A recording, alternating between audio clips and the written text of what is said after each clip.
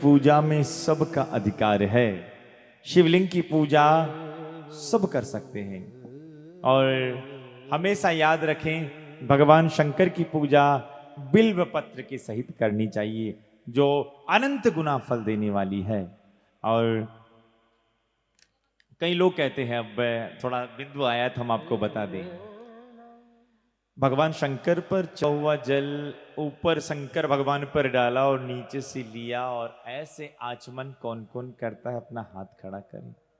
हाँ भाई, मुझे पता तो चले शिव पुराण की कथा, तो मैं आपसे निवेदन करूं इस प्रकार से आचमन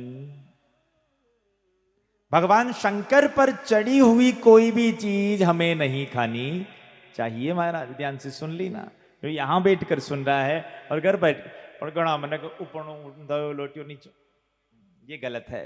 चरणामृत अगर आपको लेना है, चरणामृत केवल शालिग्राम भगवान का लिया जाता है। चरणामृत आपको लेना है ठाकुर जी का लिया जाता है, क्योंकि कहा गया है भगवान शंकर पर जो चीज चढ़ाई जाए, कोई भी आप चढ़ा रहे हो, उसमें चंड का हाथ है, चंडी का भाग माना जाता है, उसे हमें ग्रहण नहीं करना चाहिए। पर क्षमा करना, अब बड़े बड़े महाराज जी कहते कि आना पे चढ़ियो तो को लई लो खाई जो वणाऊ या नट जाए। भाई इतना हम विद्वान नहीं है, पर हाँ जो शिव पुराण में लिखा हुआ है हम उसके आधार पर कहेंगे कि भाई हाँ, अगर खाना चाहते हैं भैया तो कौन खा सकता है? जो अनन्य शिव भक्त हो पहला। और बापा अनन्य तो हाँ कौन है भाई? हो तो मुझे बता दो। जो अनन्य शिव भक्त हो, जिसने शिव मंत्र की दीक्षा ले रखी हो, वह किसी भी शिवलिंग के ऊपर चढ़ा हुआ प्रसाद वो खा सकता है, उसके लिए छूट है।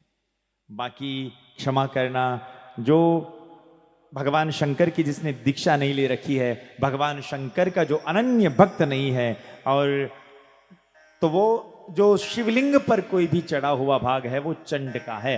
और हाँ, मैं निवेदन करूंगा भगवान शंकर पर कभी जल चढ़ाओ ना, भगवान शंकर के ऊपर जल चढ़ाओ तो आप भगवान शंकर के ऊपर जल चढ़ाने के बाद आपके दोनों नेत्र और माथे पर आप जरूर स्पर्श करवा सकते हैं, पर आप उसे आप पिए नहीं, ये आप विशेष रूप से ध्यान रखें।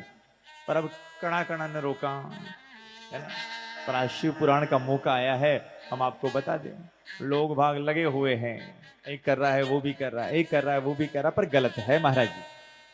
यहां बकायदा शिव महापुराण में है और श्लोक लिखा हुआ है, चंडाधिकारो यत्रास्ति तदोक्तव्यम न मानवे, चंडाधिकारो न यत्र भोक्तव्यम तच्च भक्तित्तः।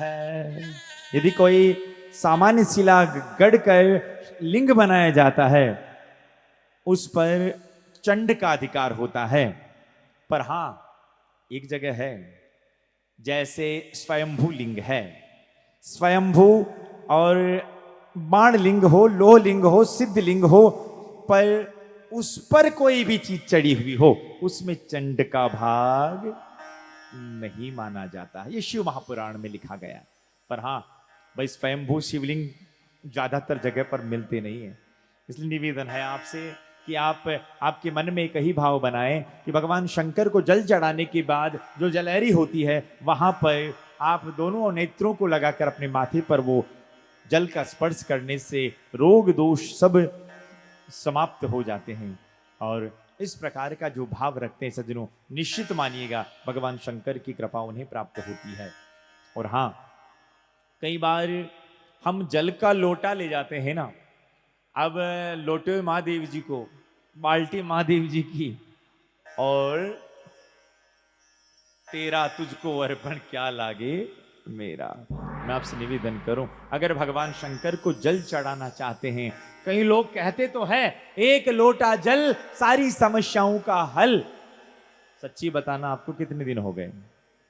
अरे एक लोटा जल सारी समस्याओं का हल तो है, पर उसमें एक चीज और ऐड करनी पड़ेगी। एक लोटा जल सारी समस्याओं का हल कब? जब मन में ना हो छल, तो एक लोटा जल वो काम कर जाएगा।